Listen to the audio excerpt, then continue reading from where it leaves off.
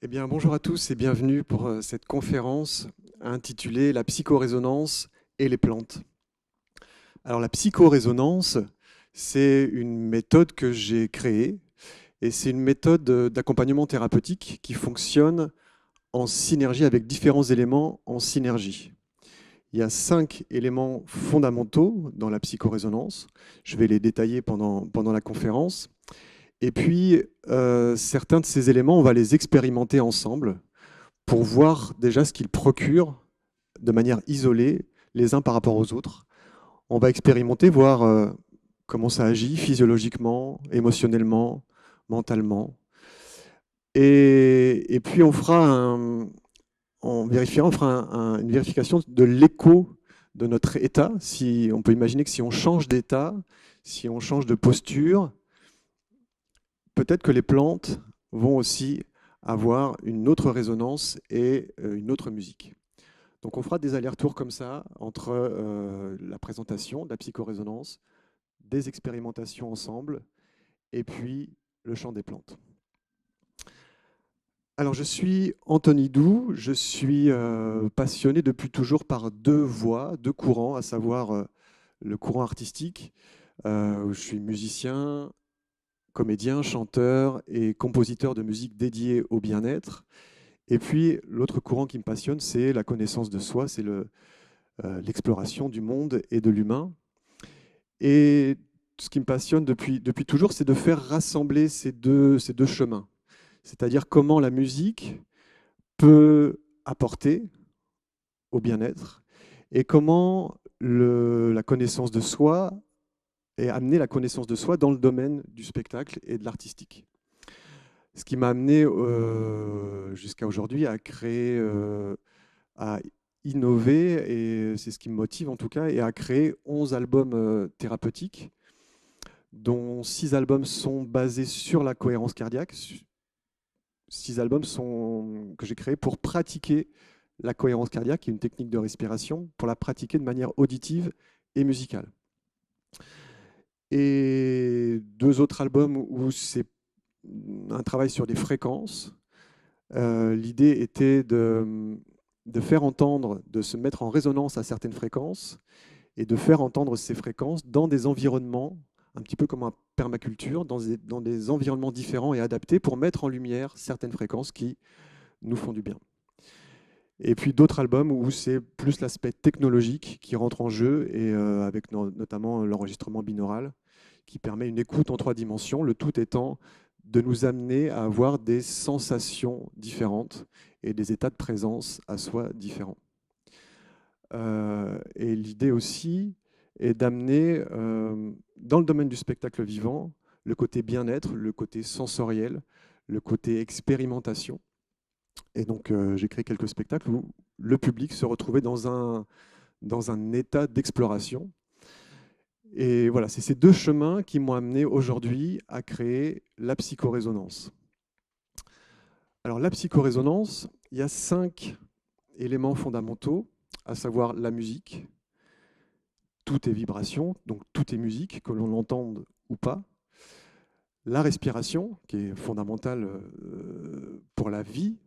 On peut vivre sans manger, sans boire pendant un certain temps, sans dormir pendant quelques jours. C'est plus compliqué de vivre sans respirer. Donc la respiration est un élément fondamental, et plus exactement la cohérence cardiaque, entre autres. J'utilise beaucoup la cohérence cardiaque. La musique, la respiration, un autre élément important, c'est la voix, notre voix. Notre voix, on a un rapport assez étonnant à notre voix. Par exemple, quand on entend notre voix pour la première fois, souvent les retours qu'on a, c'est «Ah, mais c'est comme ça ma voix, j'aime pas ma voix, elle est trop ceci, elle est pas assez cela, je parle trop vite, je parle pas assez vite», etc. Et donc là, un petit peu dans l'idée de ce que faisait Tomatis qui donc a créé la méthode Tomatis, et notamment un de ses outils était l'accouchement sonique. Pour l'accouchement sonique, Tomatis utilise la voix de la maman qu'il va filtrer fréquentiellement et faire réécouter cette voix à l'enfant. Et là, il se passe des choses physiologiques, psychologiques. C'est une renaissance, c'est un véritable accouchement physiologique. Et donc Thomas ça fait des choses extraordinaires. De mon point de vue, aujourd'hui, il manque la voix du papa dans sa méthode. Et en fait, il manque aussi la voix, notre voix. S'il y a une voix qui doit nous accompagner, c'est bien la nôtre. Et donc, on a la possibilité, depuis une centaine d'années, de pouvoir enregistrer notre voix, de pouvoir entendre notre voix. Et c'est une partie intégrante de la psychorésonance, de pouvoir enregistrer la voix de la personne et de pouvoir lui faire écouter sa voix. Alors, sa voix qui dit quoi? Alors ça, c'est un autre élément important, c'est les mots qu'on va utiliser. Quels mots on se dit, quels mots de soutien, quels mots d'amour, quels mots de pardon, quels mots on va, et dans quelle énergie on va se donner ces mots, et dans quelle énergie on va les recevoir. Est-ce qu'on est capable de se les donner? Est-ce qu'on est capable de les recevoir? Et le dernier élément de la psychorésonance, c'est le corps, à savoir le mouvement, ou le geste, ou la posture, ou l'acte symbolique, ou l'action, en lien avec le besoin de la personne. Alors la psychorésonance, elle est née au départ d'un manque, d'un constat que font tous les thérapeutes en fait et les patients. Lorsqu'on a une bonne séance d'accompagnement thérapeutique, que ce soit psychothérapie, réflexologie, naturopathie, coaching, etc. Dans une bonne séance, on va avoir des prises de conscience, on va lâcher prise, on va avoir des libérations émotionnelles, on va développer de la confiance, on doit a priori ressortir d'une séance d'accompagnement avec davantage d'énergie, davantage de confiance et davantage de volonté pour aller vers là où on veut. Ça, c'est, on va dire, une bonne séance. Ce qui se passe après cette séance, c'est que la personne ressort du cabinet et retourne dans son environnement connu, dans son référentiel habituel. Et là, tous les bienfaits d'une séance, au fur et à mesure des jours, s'étiolent, s'effritent, s'évaporent. L'essence de la séance, les prises de conscience s'ancrent légèrement, mais il y a quelque chose qui s'évapore puisqu'on repart dans un référentiel qui est le même que celui d'avant la séance. Donc on a les mêmes relations, les mêmes miroirs relationnels, on a le même espace géographique autour de nous. Tout ça fait que, quelque part, après la séance, où là, on a gagné en lucidité, en ouverture de conscience, en ouverture de cœur, on a atteint un nouveau niveau. Entre les séances, il y a quelque chose qui va retomber. Et ça, c'est un peu dommage. Du coup, je me disais, mais voilà, comment on peut faire pour garder le bénéfice d'une séance, quelle qu'elle soit, et aider la personne à imprégner ce qu'elle a vécu, ses libérations émotionnelles, et à ce que ça s'ancre. Et pour ça, on a besoin de temps, on a besoin de notre voix, et on a besoin de s'auto-guider. Et donc, dans la psychorésonance, il y a un outil justement qu'on peut utiliser chez soi. Il y a des outils en séance. Là, je vais vous parler de l'outil du guide de psychorésonance qui va venir justement nous accompagner et nous rendre autonomes sur la gestion de nos émotions, de nos différents traumas, etc. Donc cet outil va utiliser les 5 éléments dont je vous ai parlé. Cet outil est basé sur un guide respiratoire. Donc j'ai créé environ 80 guides aujourd'hui pour pratiquer la cohérence cardiaque de manière auditive et musicale. Avec une dizaine de mixages différents, on obtient environ 800 guides différents.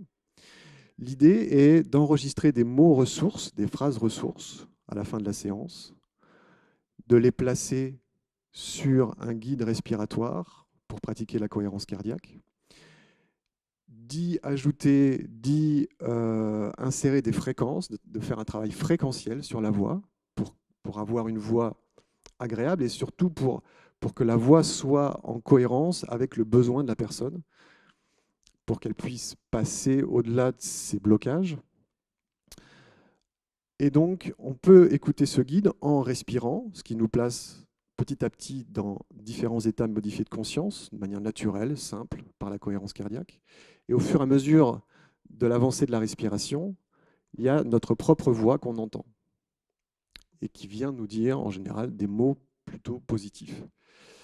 Et donc ça s'imprègne petit à petit, jour après jour, et on devient ainsi son propre guide. Donc ça développe de l'autonomie, ça développe de la confiance. Et ça, ce qui se passe, c'est qu'entre du coup les séances, il y a une continuité et on incarne beaucoup plus facilement ce qui a émergé dans la séance. Voilà, ça c'est à peu près le guide de psychorésonance, auquel on ajoute un mouvement ou un geste. Et c'est à pratiquer évidemment régulièrement, au même titre que la cohérence cardiaque. Donc souvent on a ce conseil-là d'écouter son intuition et de se dire, ben voilà, écoute ta petite voix, là, si tu as besoin de faire un choix, écoute cette petite voix intérieure. Alors cette petite voix, quelquefois, elle est au milieu de plein d'autres petites voix et on ne sait plus trop laquelle écouter. Ben là, du coup, avec le guide de cohérence cardiaque, on n'a pas d'autre choix que de s'écouter.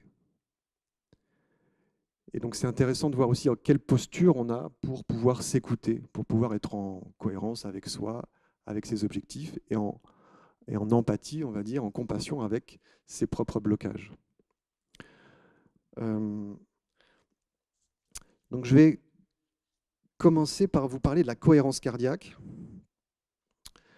Qu'est-ce que la cohérence cardiaque? C'est un état et c'est une technique de respiration. La cohérence cardiaque, pour l'expliquer, je vais vous parler d'abord de la variabilité cardiaque. La variabilité cardiaque, c'est ce qu'on voit quand on fait un électrocardiogramme. On voit des espèces de zigzags, d'éclairs comme ça. Ça, c'est l'électrocardiogramme, c'est la variabilité cardiaque. Lorsque il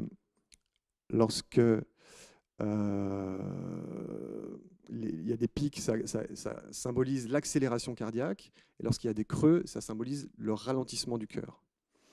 Dans la cohérence cardiaque, on va obtenir une régularité dans l'accélération et dans le ralentissement du cœur. Et donc, on va obtenir une onde sinusoïdale, qui dit onde dit fréquence, qui dit fréquence dit rayonnement. Le cœur, donc en cohérence, va amener l'organisme à se synchroniser dessus et puis autour de nous également. Donc ça, c'est la cohérence cardiaque qui a du coup énormément de bienfaits. On en a entendu parler pour la première fois dans le livre Guérir de Servan-Schreiber en 2003. Et puis à partir de 2007, la cohérence cardiaque a commencé à être utilisée dans les hôpitaux, notamment au CHU de Lille, parce qu'elle a un effet, elle calme la douleur, elle apaise.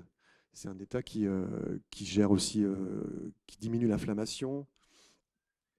La cohérence cardiaque est utilisée aussi par les sportifs pour avant un match pour se concentrer ou après un match pour refaire le match, pour revisualiser et pour mieux intégrer, pour avoir une meilleure récupération physique aussi.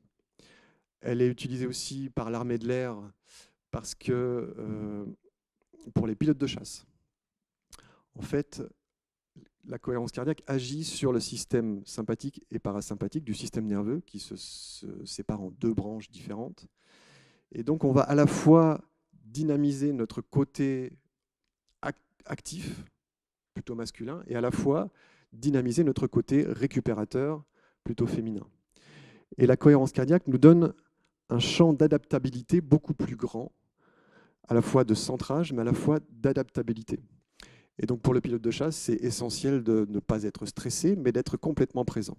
C'est dans ce cas-là l'intérêt de la cohérence cardiaque pour lui.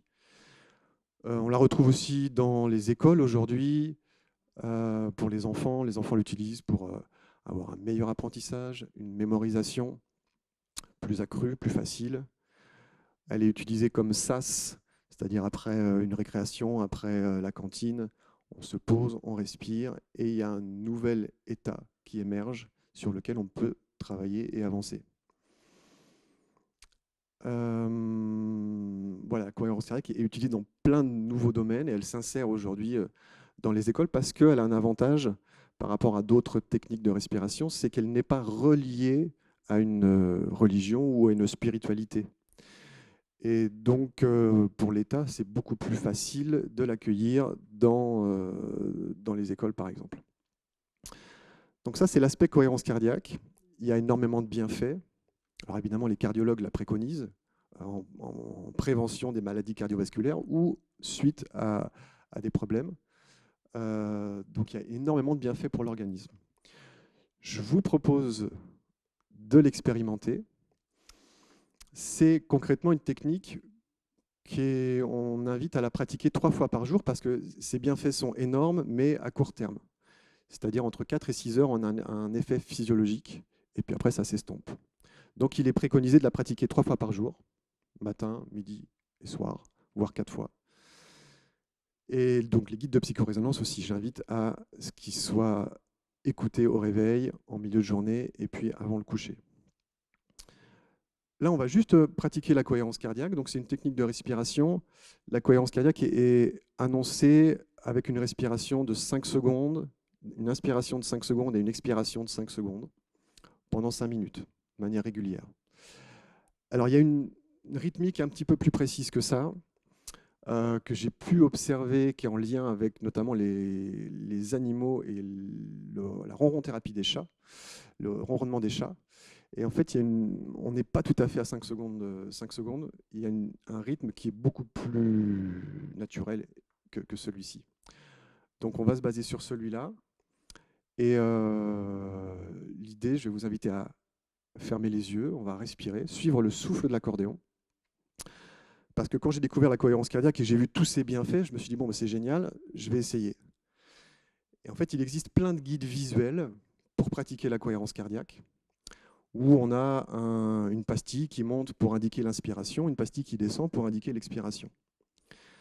Et là, je me suis dit, bon, c'est super, mais j'aimerais plutôt respirer en fermant les yeux, pour mieux me connecter à moi.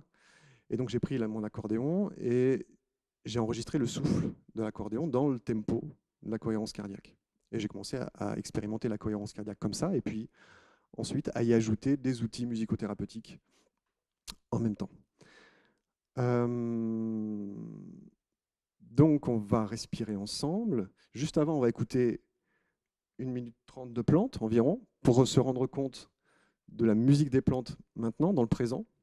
Ensuite, on va respirer 5 minutes. On gardera les yeux fermés. Et puis, à la fin de la respiration, Jean, tu pourras remettre le son des plantes. Alors, c'est de l'expérimentation. On ne sait pas du tout ce qui va se passer. Est-ce que ça change ou pas? En tout cas, la première chose à vérifier, c'est est-ce que ça change quelque chose en nous. Voilà.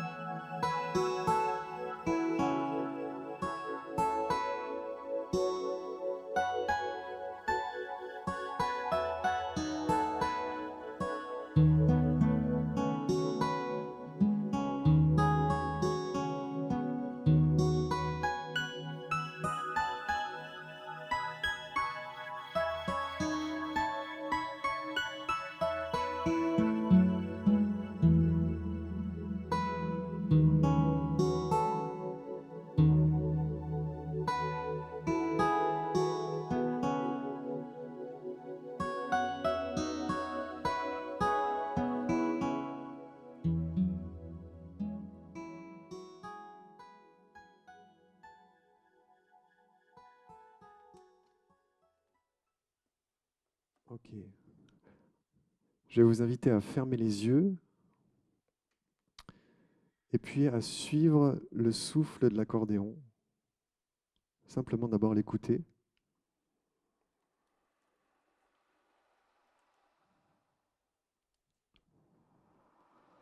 Suivre ce sac et ce ressac.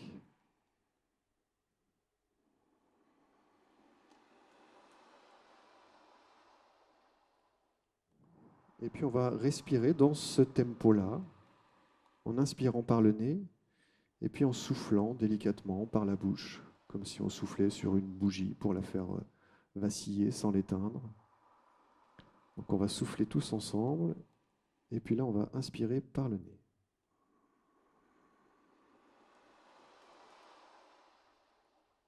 Et on va souffler.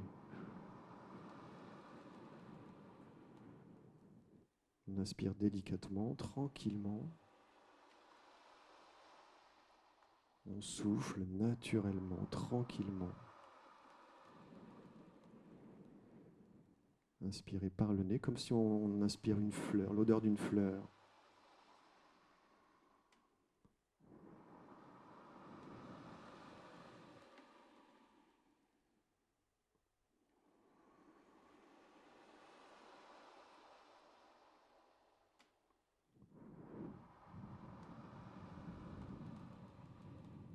Soufflant par la bouche, inspirez par le nez.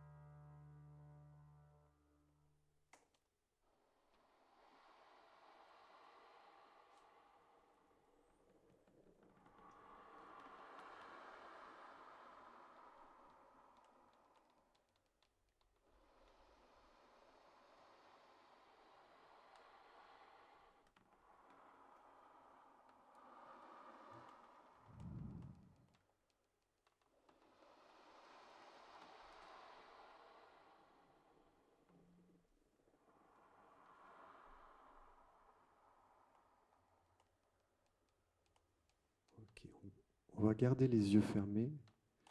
Juste faites un check-up de comment vous vous sentez pour le moment. Et puis on va écouter les plantes.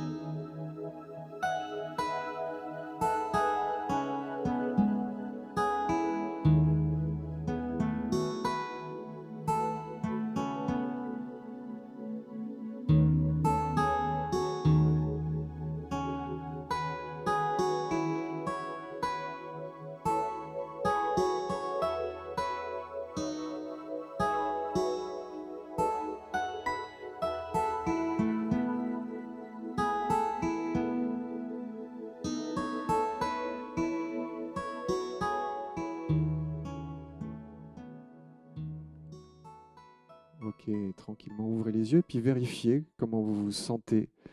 Est-ce qu'il y a des perceptions qui ont changé?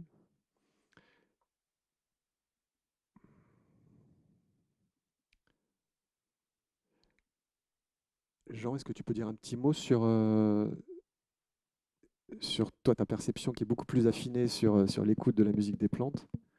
Moi, je les trouve plus belles, mais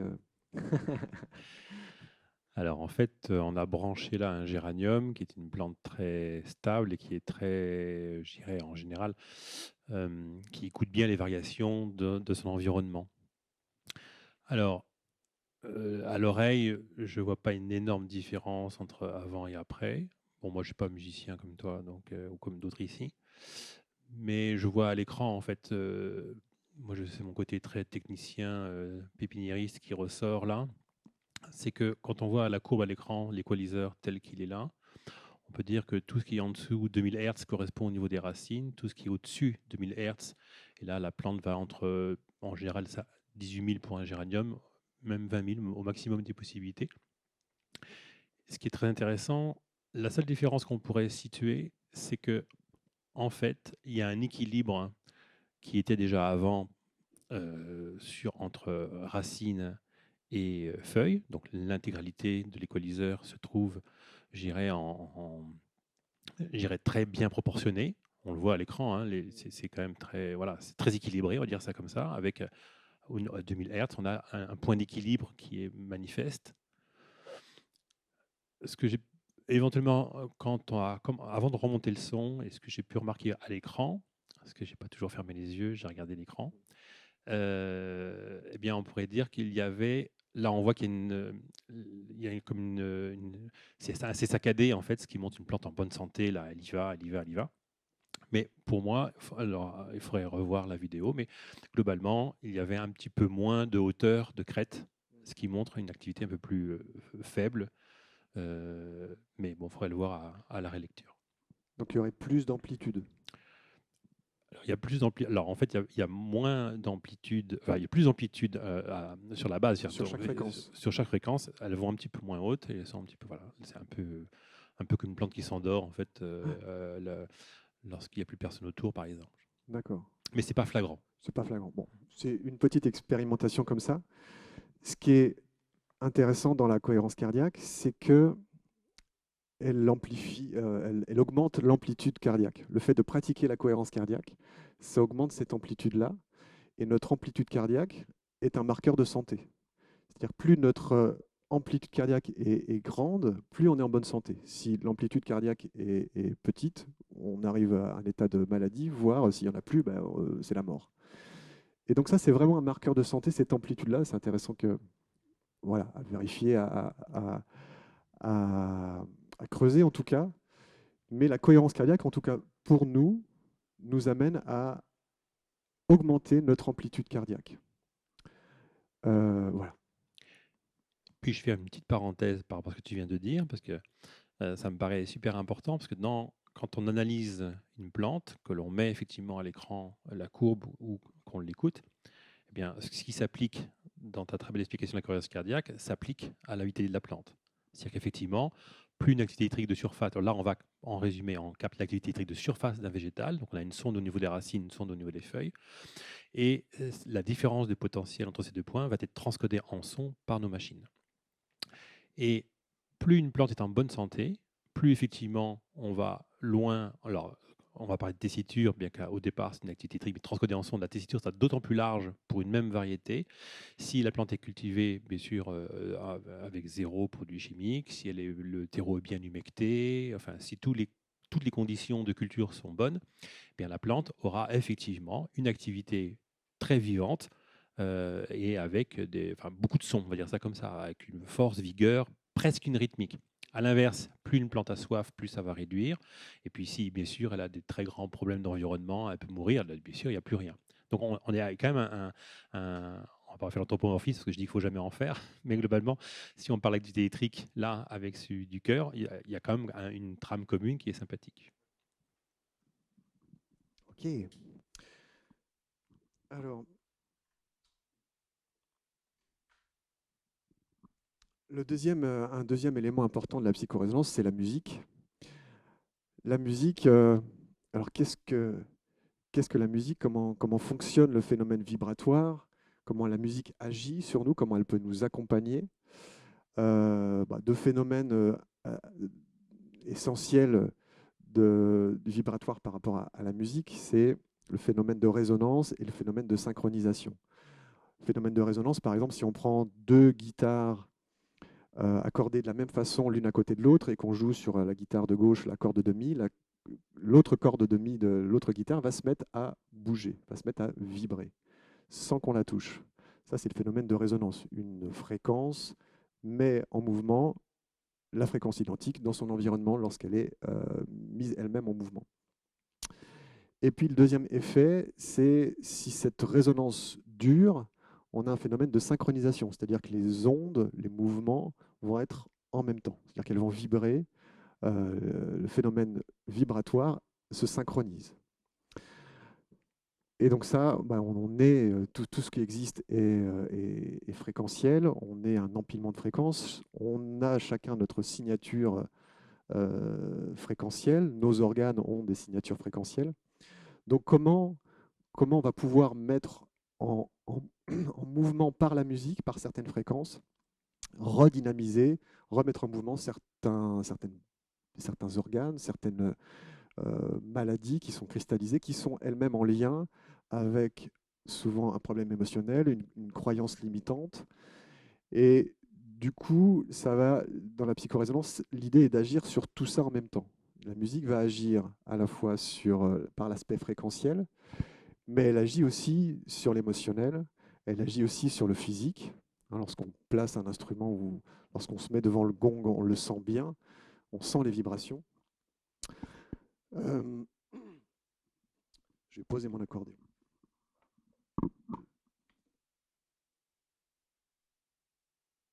Donc l'idée de la psychorésonance, c'est de proposer une variété fréquentielle harmonisante.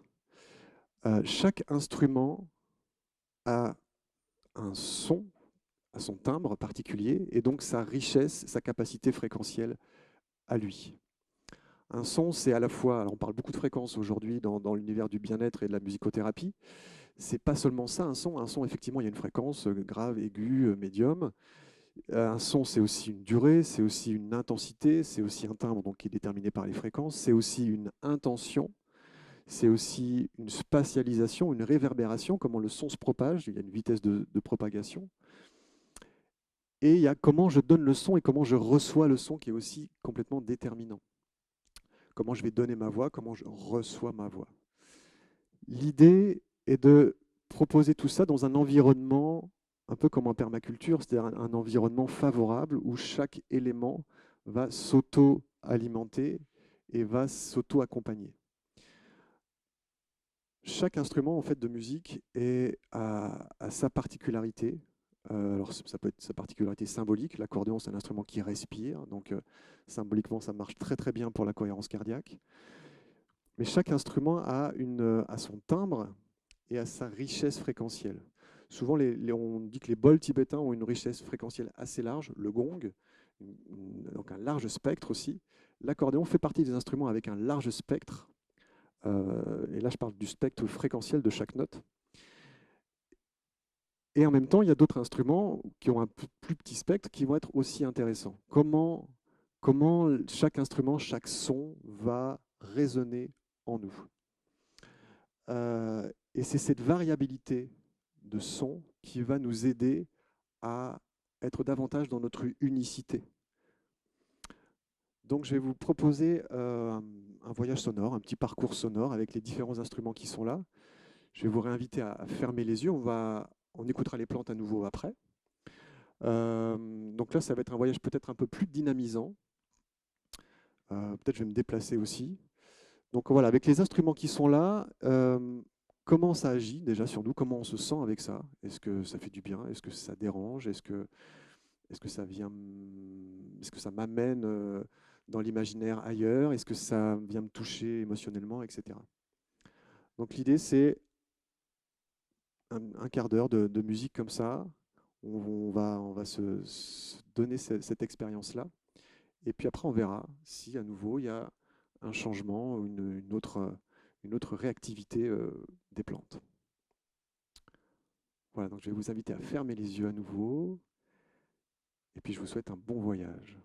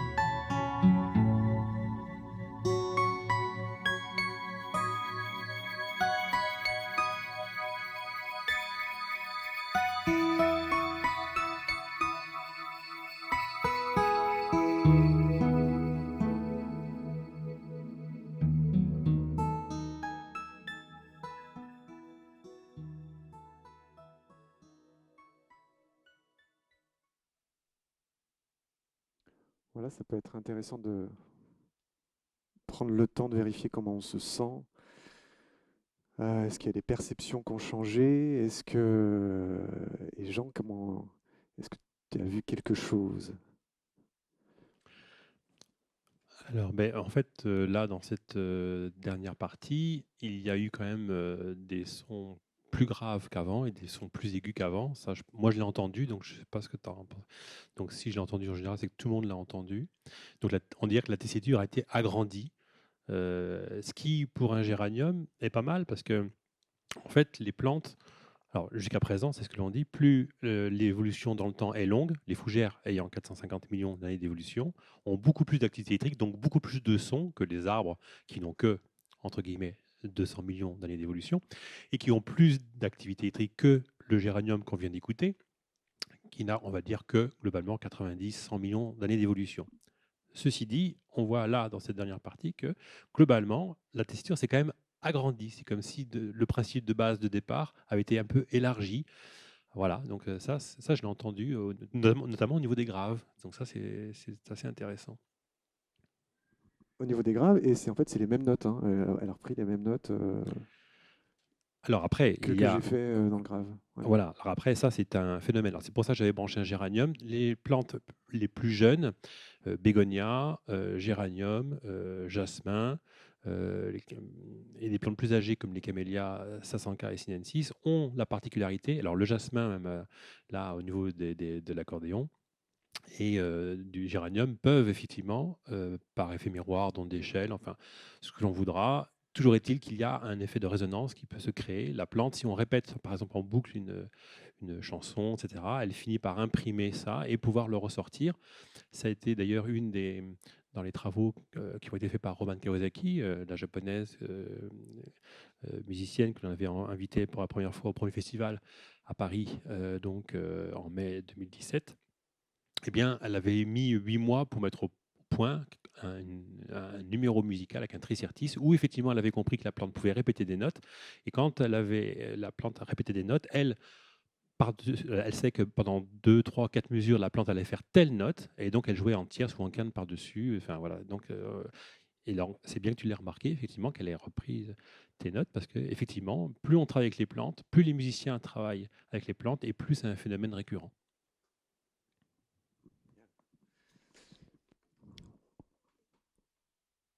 Voilà. Et vous, comment, voilà, est-ce qu'il y a quelque chose qui a changé au niveau peut-être de l'écoute, au niveau de la vue, au niveau des perceptions, au niveau de la sensation? Euh, voilà, à vérifier aussi. Ouais, Jean-Jacques? Euh, pour moi, il y a une véritable détente. Et donc, ça m'a fait voyager très loin de façon très agréable. J'étais très sensible à ta voix et à l'accordéon. Mais ta voix m'a donné de la joie.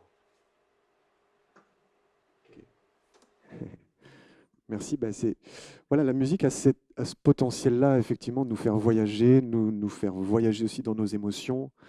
Et donc, par effet de résonance, voilà, en lien aussi avec tout ce qui nous entoure. Ça, c'est super. Bah, je vous propose, donc il y a trois autres éléments fondamentaux dans la psychorésonance qui sont donc la voix, la phrase ressource, les mots qu'on va se donner, les mots qu'on va choisir. Donc de la même manière qu'il y a des mots qui, lorsqu'on les entend, lorsqu'on les écoute, vont venir nous faire des libérations émotionnelles, vont procurer une libération, vont procurer des pleurs. De la même façon, il y a des mots qui nous soutiennent. Et donc en général, dans la psychorésonance, puisque c'est un guide qui vient après la séance et que la personne va être toute seule avec son guide, c'est plutôt des mots de cet ordre-là, des mots soutenants, des mots enveloppants, des mots structurants. Et donc là, on va expérimenter donc ces mots. Alors tout simple, là, on va pas. Ça va être des mots fondamentaux quelque part. Et puis le geste et la voix. Alors le geste, je vais vous inviter. On va faire une dernière petite expérience. Le geste, on va faire un mudra. C'est un geste tout simple. Et l'idée, ça va être de relier le pouce avec l'annulaire des deux mains. C'est un mudra qui joue sur l'émotionnel. Et l'émotionnel est un véhicule. Tu parlais de la joie. C'est un véhicule d'énergie. Donc se connecter avec nos émotions, les transmuter, les partager, c'est extrêmement important, extrêmement puissant. Donc on va se connecter, on va repartir sur un parcours de cohérence cardiaque. Et dans cette expérimentation-là, je vous invite à l'inspiration, à penser à quelque chose de l'ordre de merci mon cœur de t'ouvrir, quelque chose qui s'ouvre à l'inspiration. Et puis à l'expiration, d'envoyer une pensée pour les plantes. qui peut être ou un mot, amour, gratitude, pardon, voilà. Juste et rester pendant les 5 minutes sur cette focalisation-là. J'inspire, merci mon cœur de t'ouvrir, ou merci, merci pour l'ouverture, voilà ce qui vous semble juste pour vous. Et à l'expire, d'envoyer juste cette intention-là de merci, d'amour, merci aux plantes d'être là pour nous aider à comprendre un peu mieux qui on est, dans quel monde on vit, et en quoi il est merveilleux surtout. Euh, voilà. Et à un moment donné, au bout de peut-être 2 minutes 30, je vous inviterai à rajouter sur l'expiration le son Om pour qu'on puisse donner de la voix et de la vibration à cette énergie. Le son Om qui est tout symbolique, hein, qui est le son à la fois de la création, à la fois de la complémentarité. Voilà, tout simplement. Une dernière expérience pour être en lien avec nous, entre nous, avec les plantes, et voir à nouveau comment on se sent. Est-ce qu'il y a quelque chose qui s'établit au fur et à mesure de ces petites expérimentations-là. Donc là, on est un peu plus dans le subtil, dans l'idée, dans l'intention et dans l'émotion aussi.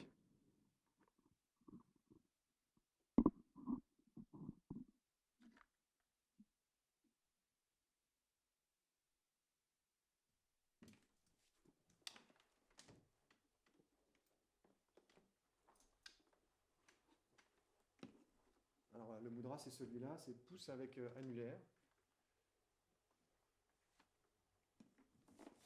Crée un mouvement énergétique. Donc à l'inspire, merci à mon cœur de t'ouvrir, merci pour l'ouverture, merci. Et à l'expire, juste d'envoyer une pensée, une connexion avec les plantes.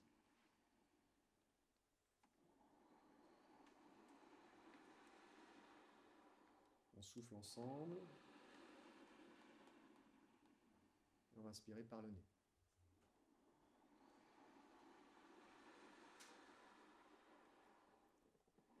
On souffle par la bouche en envoyant notre pensée, nos bonnes ondes.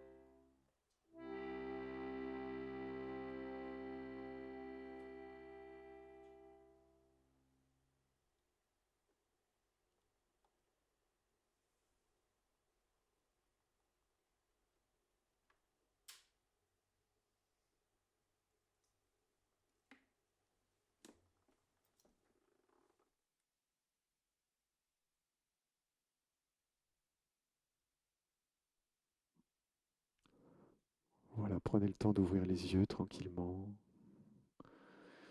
de vérifier comment vous vous sentez, quelles sont les sensations physiques. Hmm.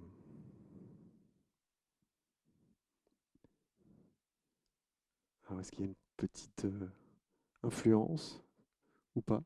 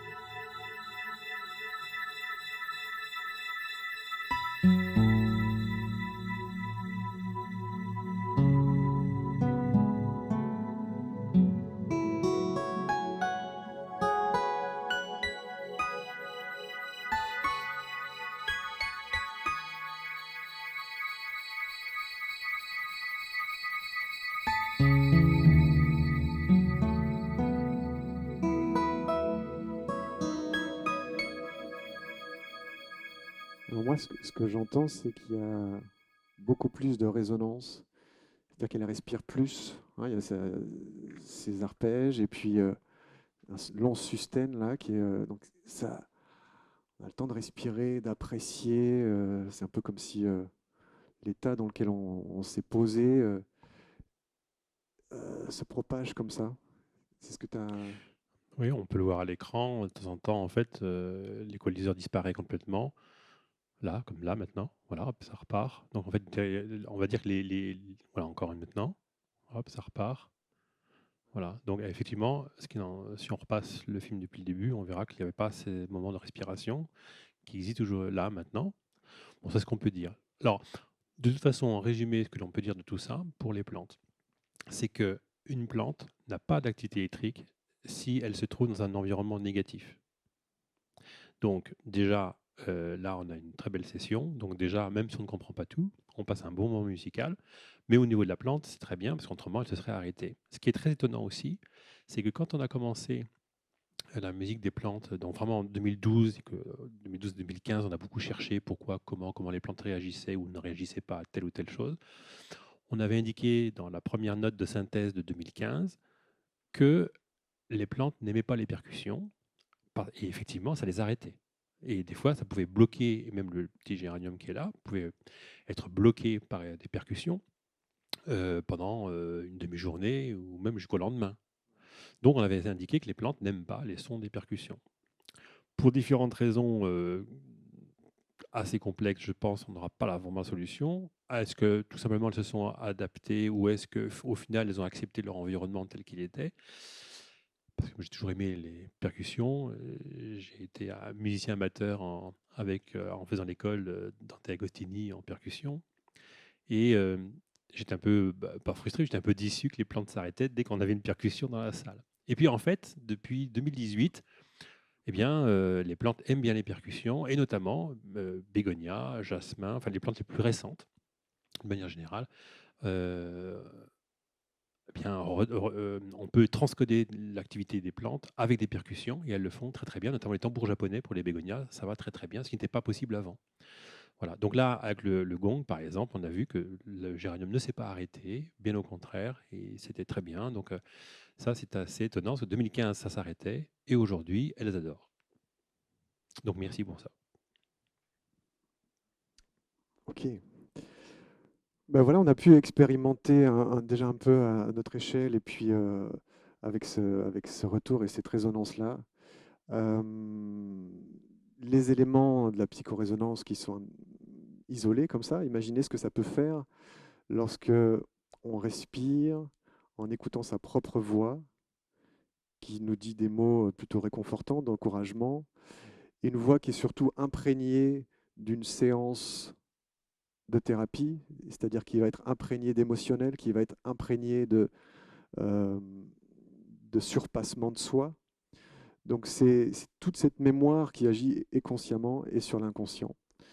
Dans cette respiration de cohérence cardiaque qui a de multiples vertus. Et l'idée, c'est d'ajouter, alors j'ai parlé très peu d'outils musicothérapeutiques, mais aujourd'hui, il y en a de plus en plus, et c'est tant mieux. Et donc voilà, quand on arrive à tout agencer comme ça en synergie, c'est quelque chose de très porteur. C'est un socle, c'est vraiment un socle sur lequel l'individu peut s'élever et être davantage autonome et davantage sur sa propre voix. L'idée de la psychorésonance, c'est ça, c'est d'écouter sa voix, VOX, VOIE, de l'entendre et de suivre sa voix.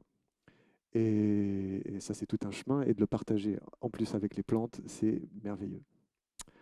Voilà, j'étais ravi de vous présenter cette conférence. Si vous avez des questions, avec grand plaisir.